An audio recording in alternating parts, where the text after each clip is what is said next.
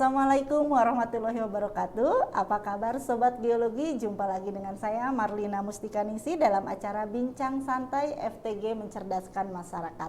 Dan untuk tema kita pada episode kali ini adalah geomorfologi gunung api.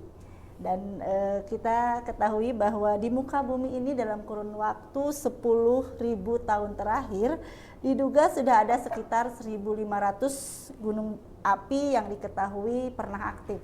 Dan menurut data statistik, Indonesia merupakan salah satu negara yang memiliki gunung api terbanyak, yaitu di peringkat ketiga setelah Amerika dan Uni Soviet.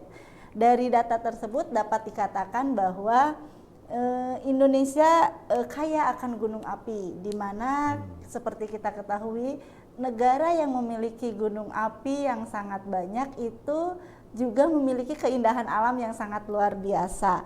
Dan tentu saja ini memberikan nilai tambah. Tapi di balik kelebihan-kelebihan memiliki gunung api tersebut, tentu saja ada sisi negatif dari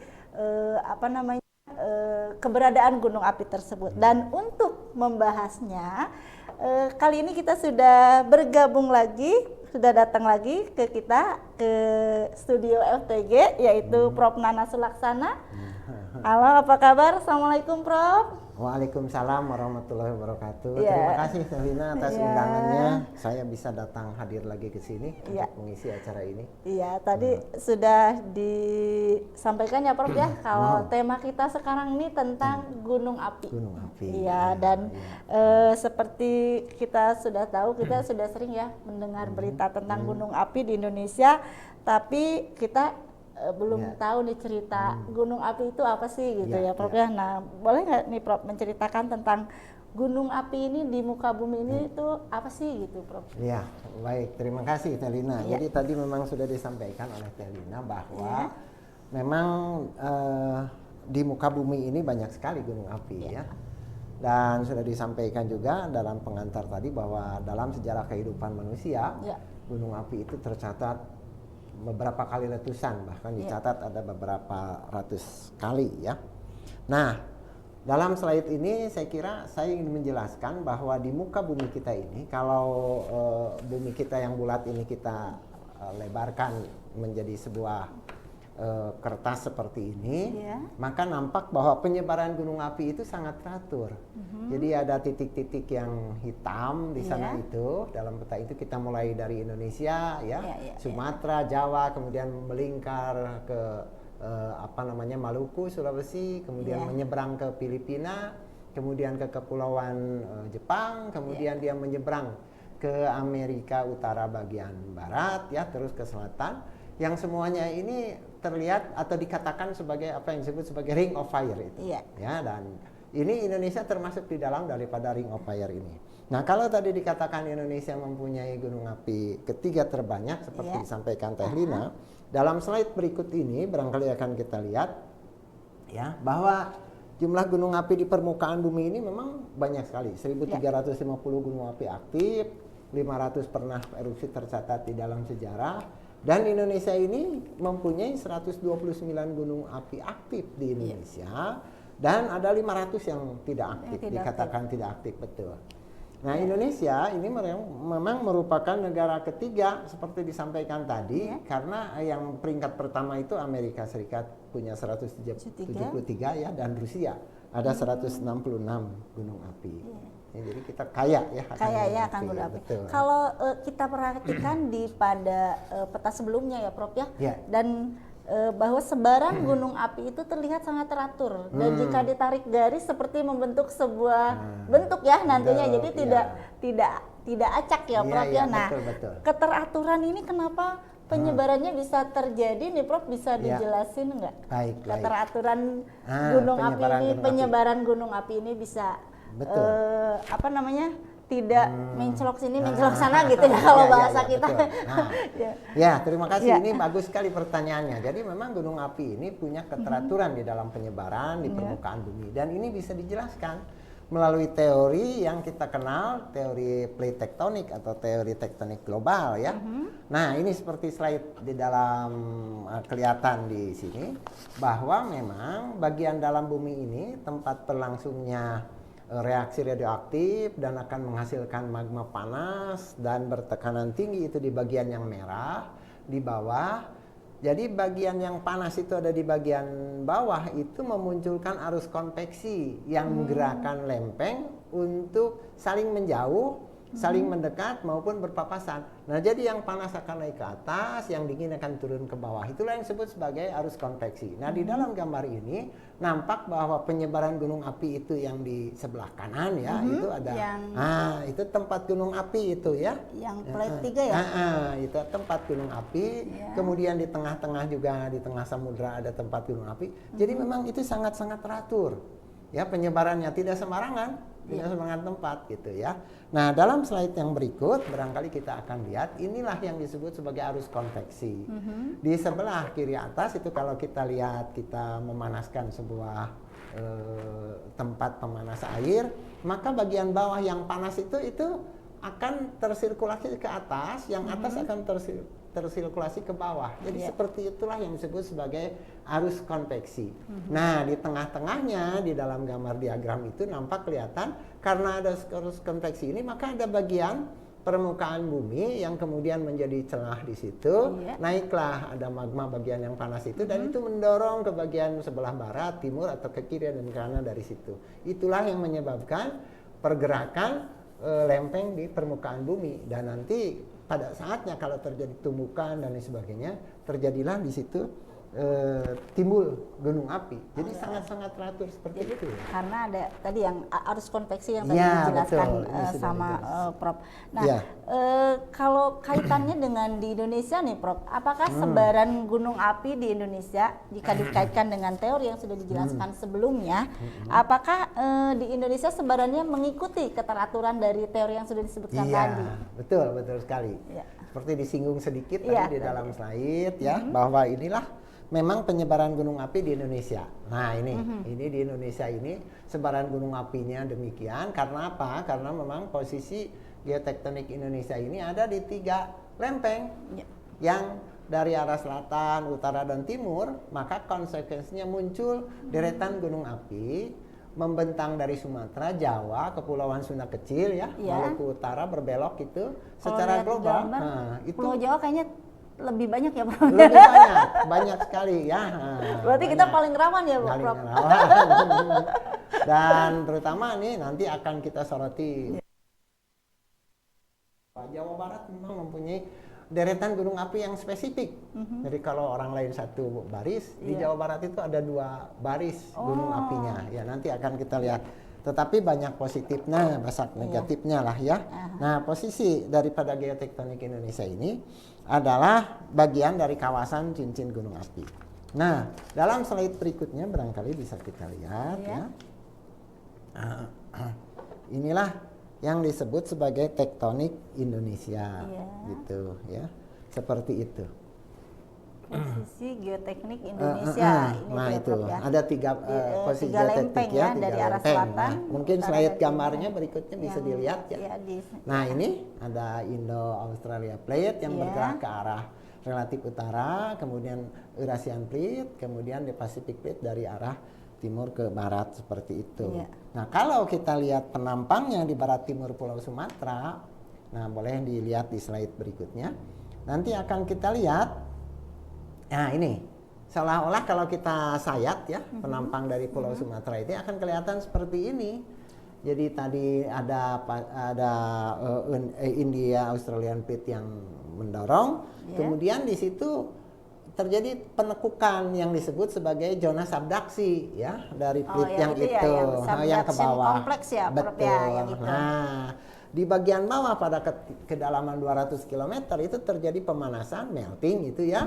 Nah, di situ terjadilah pencairan daripada batuan, timbul magma. Nah, magma itu naik ke atas. Di atas itu yang namanya tempat naiknya magma itulah deretan vulkanik. Nah, di situ vulkano namanya. Dan itu kan berderet-deret sepanjang Sumatera, Jawa dan lain sebagainya. Jadi ini bisa dijelaskan kehadiran gunung api di Pulau Jawa, Sumatera, kenapa seperti berbaris-baris seperti itu? Karena memang demikian lempeng yang mendorongnya itu masuk ke bawah ya, menjadi subduction zone namanya. Nah kan kemudian dia menjadi tempat naiknya magma ke atas seperti itu. Seperti itu. Ya demikian. Iya. Kalau kita perhatikan gunung api ya yang pernah saya kunjungi itu punya kayak bentuknya tuh beda-beda ya, Prof ya. Betul. Setiap gunung api itu. Nah, apakah memang ada jenisnya macam-macam bentuk gunung api ini atau memang hanya satu jenis saja atau memang terbentuknya bebas aja atau memang ada kategori-kategorinya gitu, Prof? Ada ya, ada memang ya. Jadi manusia itu berupaya ya untuk mengklasifikasikan bentuk-bentuk gunung api. Walaupun tidak semua ya bentuk gunung api bisa masuk dalam klasifikasi ini, tapi ini klasifikasi yang besarnya sajalah. Ya pertama ada yang disebut mar gitu ya, yang di atas paling atas sebutnya mar, di atasnya harusnya ada A-nya 2 mar. Di atas itu ada tempat danaunya gitu ya, ada gunung api ada danaunya. Kedua adalah bentuk perisai. Bentuk perisai itu adalah sebuah gunung api yang sangat landai yang tengah itu atau seed volcano disebutnya. Dan ini mencerminkan daripada magmanya. Kalau magmanya cair, maka magma itu ketika keluar dia tidak bisa berkumpul cepat, membeku cepat, tapi dia melebar seperti gitu ya. itu. Sehingga jadi bikin kolam dulu kalau yang perisai gitu ya. Seperti perisai lah, ngalir kemana-mana gitu, tapi datar. Dan yang paling banyak di kita adalah bentuk yang terakhir yang disebut strato. Strato itu kerucut, bentuk kerucut seperti itu. Nah, kenapa disebut strato? Karena itu antara batuan nanti yang meletus dari gunung api itu yang sifatnya eksplosif, itu adalah piroklastik misalnya yang lepas-lepas, kemudian ada juga yang cair, yang lapa. Jadi perselingan antara yang lapa dengan yang piroklastik itu menyebabkan bentuk gunung apinya seperti itu, strato. Kerucut lah ya, seperti kerucut. Yang ideal, paling ideal. Kalau lihat yang bentuk strato jadi teringat saya Gunung Bromo ya, Prof ya. Betul. Kalau orang Sunda bilang mah asupan ya, Prof ya. Nah, ini kan bentuknya itu kan seperti batok telungkup ya, Prof ya. Betul. Nah, di atas lautan pasir. Nah, bisa dijelaskan nggak bagaimana bentuk yang indah ini bisa terjadi gitu, Prof? Iya. Oke. Ya memang masih ingat barangkali ya, Telina juga kita kan sama-sama keluarga besar FTG itu pernah ke sana, jadi pasti akan mengingatkan ya gambar ini. Kita bukan subuh ya, dini hari ya, Prof ya, naik ke atas Gunung Bromo. Betul. Nah, inilah yang kita kunjungi waktu itu Gunung Bromo. Di belakangnya itu nampak itu adalah gunung yang seperti kerucut tapi sedikit agak bentuk batok begitu ya, terbalik. Di latar depannya itu adalah pasir. Nah, pasir itu. Pasir jadi, berbisik katanya, pasir berbisik, ini pasir ya. Nah, jadi bentuk yang tadi digambarkan di latar belakang ini, di sini ada orang yang memang salah satu wisatanya itu naik kuda kan di sana. Nah, itu banyak alur-alur itu ya.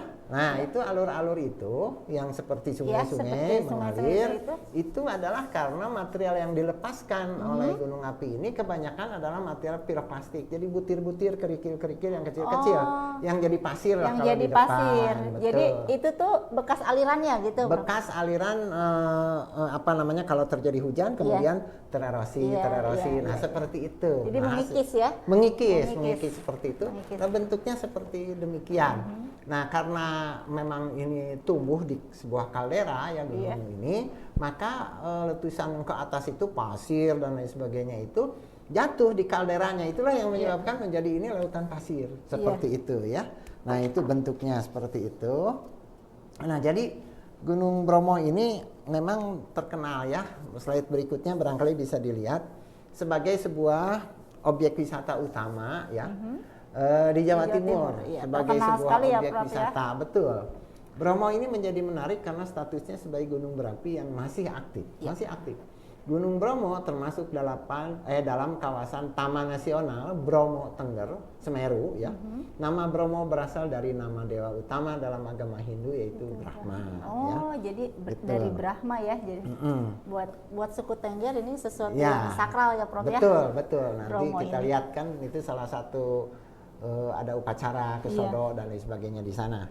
Nah, di slide yang tadi itu bisa kita lihat ya, slide itu adalah tempat melihatnya matahari terbit. Ya kita kan perginya waktu itu harus dini hari ya, Iya, untuk jam bisa melihat. 2 ya, jam 3 kita betul. harus baru naik ke atas. Betul, karena memang bisa melihat sinar matahari mulai muncul ketika kita di atas. Nah, ini adalah sketch gambar dari Yung Hun kalau tidak salah abad ke-18, 18 sekian yang datang ke Gunung Bromo kemudian membuat sketch. Nah, apa yang digambarkan oleh beliau ini ya, oleh Yung Hun itu kan hampir sama nanti dengan bentuk yang kita lihat dari citra satelit. Nah, bisa slide berikutnya kita lihat gambar. Padahal kalau dilihat mungkin menggambarnya nggak pakai drone ya, Prof? Tidak. Abad ke-18 dia Abad ngarang, ke-18 tapi bisa mirip dengan gambar yang betul, sekarang sudah pakai iya. teknologi ya, Prof Iya, ya. betul, hebat sekali. Jadi Iya, dari luar ketinggian dia melihat itu Iya. diarsir juga ya seperti itu. Nah, kalau yang ini adalah potret dari citra satelit yang iya. sebelah kiri dari Google, dari sebelah kanan dari citra satelit. Nah, nampak seperti itu. Persis hampir sama kan Hampir dengan sama, yang iya, tadi iya, ya. Yang namanya Bromo itu yang titik-titik di tengah itu yang kelihatan ada asapnya. Hanya Oh, itu iya, saja. Nah, kita di atasnya ada gunung Butak dan sebagainya. Oh, ada yang hijau ya, yang hijau. Yang hijau. Nah, di sebelah kanan kelihatan kan gitu. Nah, itu sebenarnya kita itu bermain-main di sekitar itu kan, di lautan pasir yang di situ tempat mainnya itu. Nah, berikutnya barangkali bisa kita lihat bagaimana keadaan geologinya. Sebenarnya ini keadaan geologi Gunung Bromo itu. Kita lihat gambarnya ya di bawah itu selatan. Itu kalderanya. Kemudian, nah kita itu kalau mau melihat matahari dan sebagainya itu di ring daripada kaldera. Jadi belum turun, kita kan ke bawah. Iya, masih di atas. Masih di atas, lihat daripada sinar matahari, baru kemudian ada matahari kita turun ke bawah, main-mainlah di yang tempat putih itu. Yang putih pasir ya. Ya, itu di tempat yang putih itu kita bermain-main di sana. Jadi memang kaldera Tengger Bromo ini ya, barangkali di slide selanjutnya bisa dilihat.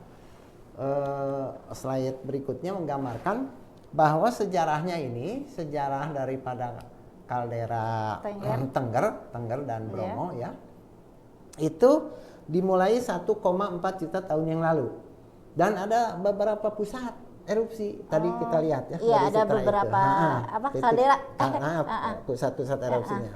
Kalderanya juga ada beberapa yang tumbuh ya.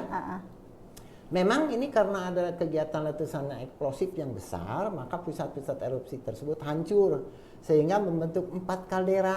Yang termuda itu adalah kaldera yang kita kenal, lautan pasir. Nah, tempat main-main, naik kuda, kemudian naik mobil kan kita di situ ya. Kerucut Gunung Api Bromo merupakan satu-satunya pusat kegiatan pos kaldera lautan pasir yang masih menunjukkan aktivitas vulkanik sampai sekarang. Beberapa kerucut yang berada di dalam kaldera lautan pasir sudah tidak aktif lagi. Jadi bisa kita lihat kalau ada kejadian letusan kan kawasan wisata itu ditutup. Sementara berarti sampai sekarang sebetulnya masih bisa terjadi ya letusan. Masih kan di suka kadang-kadang ditutup. Nah, gitu. Kita masih untung waktu itu kita masih bisa ke sana ya. Bisa melihat. Nah, tapi ini di dalam catatan sejarahnya bisa kita lihat di slide berikutnya. Letusan atau peningkatan sejarah kegiatan vulkanik Bromo ini dimulai tercatat sejak tahun 1804. Erupsinya dapat berlangsung pendek, yaitu hanya beberapa hari saja, tetapi dapat pula berlangsung lama 1 bulan. Dan daur erupsinya tidak menentu, ya biasanya kadang-kadang diperkirakan sekitar 16 tahun sekali. Ya, jadi setiap 16 tahun sekali bisa terjadi erupsi. Kemungkinan ada seperti itu. Ya, di slide berikutnya bisa kita lihat 1-2 slide lagi. Nah, ini di Gunung Bromo ini ada posnya, pos pengamatan. Ada di pinggir kaldera itu, yang warna merah. Gitu di pinggir yang warna merah. Nah, di bawah itu ada titik-titik, itu ada pasir berisik, ada Teletubbies, Iya, macam-macam ya. Iya, Bukit Teletabis. Nah, di slide ini bisa kita lihat nih apa keindahan daripada Gunung lokasi-lokasi itu ya. Nah, lokasi itu ada slide berikutnya.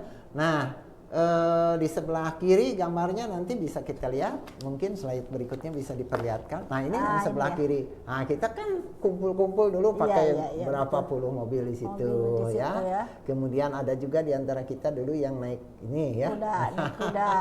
Naik kuda. Nah, kiri bawah ini tempat-tempat kita melihat ya. matahari Kalau orang terbit. bilang negeri di atas awan ya, Prof. Betul. Jadi kita bisa melihat gambar yang kiri bawah itu di Bromo itu dari tempat lokasi kita waktu itu ya. Lihat matahari terbit ya. Matahari terbit.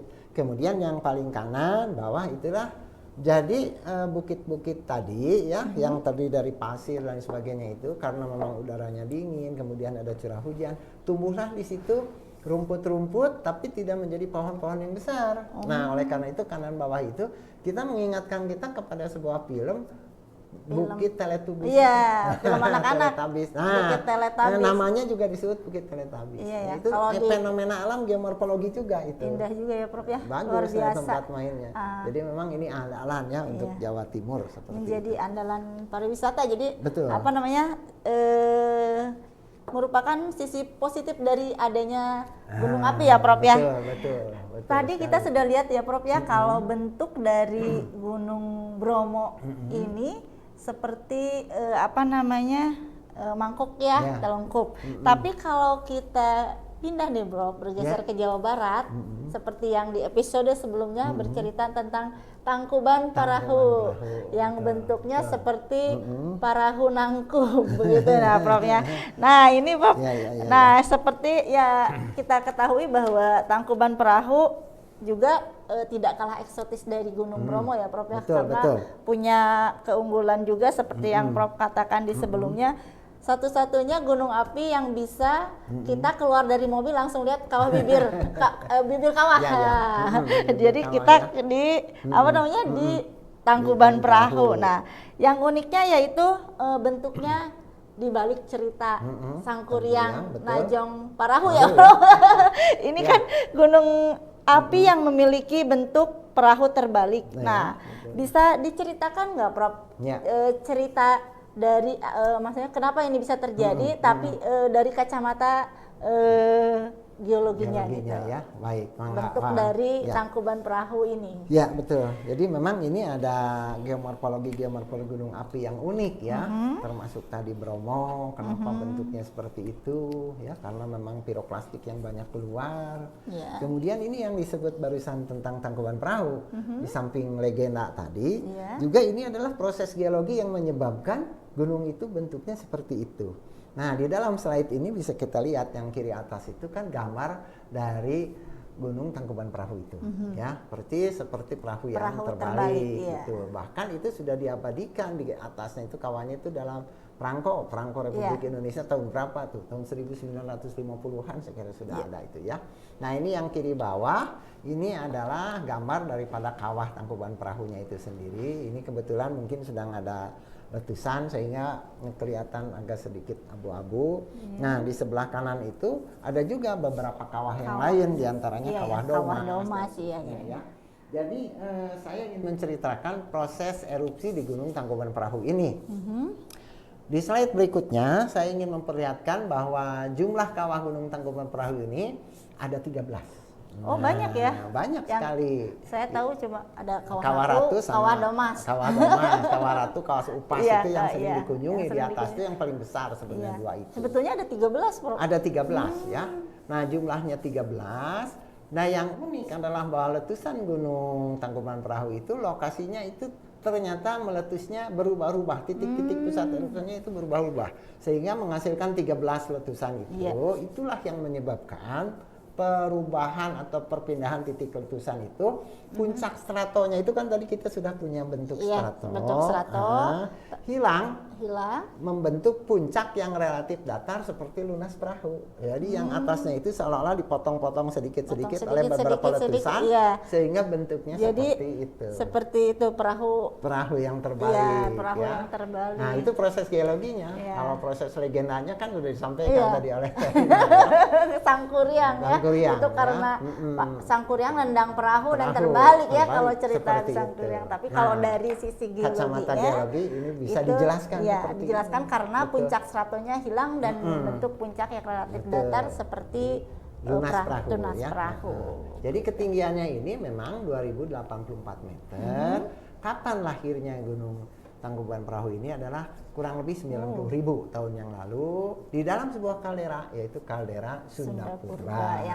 Kalau yang masih penasaran harus nonton episode sebelumnya ya Prof ya. Kita berbicara tentang Tangkuban Perahu ya Prof ya. Betul ya. Jadi itu kalau kaitkan dengan Denge dan Sangkuriang silahkan.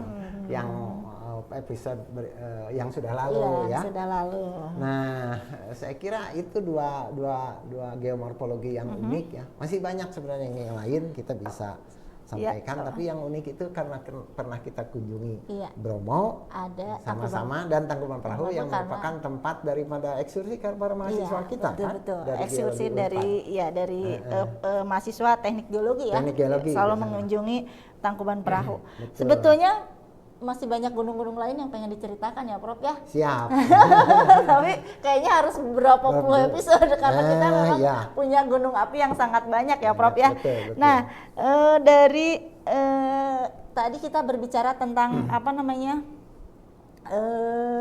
keindahan gunung api ya Prof ya, dari bentuknya gitu ya, dari apa namanya alam sekitarnya, karena ada gunung api itu memberikan sehingga memberikan magnet untuk berwisata ya, akhirnya orang-orang ingin datang ke gunung api. Tapi di balik itu semua tentu saja ada apa namanya bahaya gunung api. Prof ya.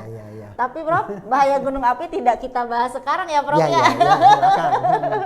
Jadi ini akan menjadi apa namanya pembahasan kita selanjutnya ya Prof ya. Mangga, silakan.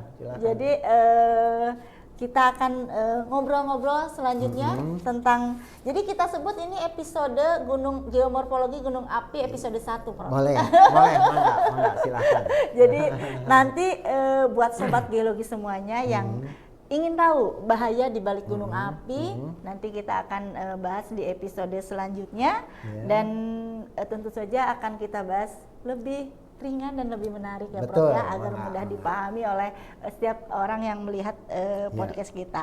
Baiklah, saya ucapkan terima kasih kepada Prof Nana yang sudah hadir dan berbagi pada episode kali ini tentang geomorfologi gunung api ya Prof ya. Dan seperti yang sudah kita sampaikan bahwa kita akan membahas masih tentang tema gunung api di episode selanjutnya, yaitu tentang bahaya di balik gunung api. Baiklah sobat geologi, terima kasih Prof. Ya, sama-sama. Sehat selalu. Nanti kita akan ngobrol-ngobrol lagi ya tentang siap. Apa namanya gunung api ini. Baiklah sobat geologi, demikian acara bincang santai dari FTG untuk mencerdaskan masyarakat, dan saya Marlina Mustikaningsih mohon undur diri. Sampai jumpa di episode selanjutnya. Billahi taufiq wal hidayah. Wassalamualaikum warahmatullahi wabarakatuh. Waalaikumsalam warahmatullahi wabarakatuh.